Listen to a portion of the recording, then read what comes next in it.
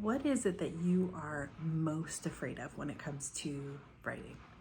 What is it that is keeping you from sitting down at your computer and letting it all flow out? Because you know that it's all in there. All of those thoughts and ideas, they're all in your brain. They're waiting to come out. You think about them all the time. You stew on them all the time. You're constantly thinking and planning. What's keeping you from sitting down? What is it that you're afraid of?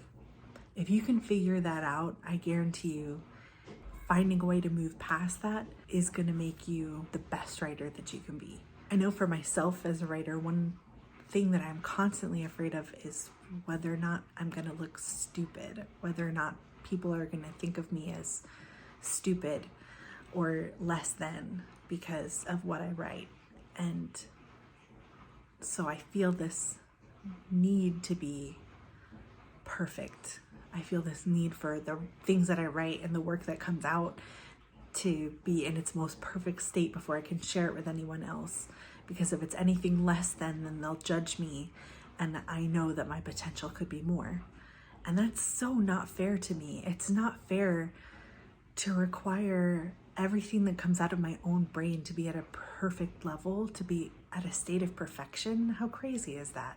If this is something that you struggle with too, I think we need to collectively decide that being a work in progress is acceptable. Being a work in progress is a beautiful thing. So if you've started writing something, you're in the process of writing something, the idea behind it, the process behind it, that's incredible. And it's so magnificent to see how your writing can change and progress. Simply because it's not where it should be yet doesn't mean that it's not worth reading now. Have you ever heard about a first draft being compared to a dumpster fire? I definitely compare most of my drafts to a dumpster fire. But in thinking about it, even a dumpster fire can still keep you warm, right? There are still things that you can get from a dumpster fire that you can't get from anywhere else, even if it doesn't look very pretty. The things that you have to say, even if they don't come out perfectly, are still worth saying.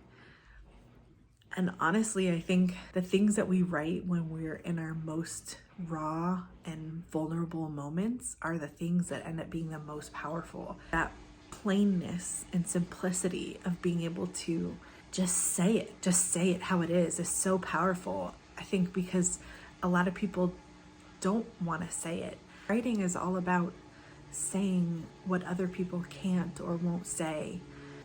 And sometimes that thing that people can't or won't say is just the most obvious, clear, straightforward, blatant thing, but we don't want to say it because being straightforward like that is looked on as being callous or is looked on as being socially inappropriate. As a society, we really love to be passive aggressive, but when your writing can't be passive aggressive. You have to be able to say exactly what you mean, say exactly how you feel if you want to communicate that same energy and spirit from your writing out into the world. Using sensory images, concrete details is a really powerful tool, but those things can't replace the message that you're trying to send out. Say what you're going to say and mean it, and then use those details and that imagery to support what you're trying to say. For like 7 years, I was a teacher for students who speak English as a second language at the university where I graduated from.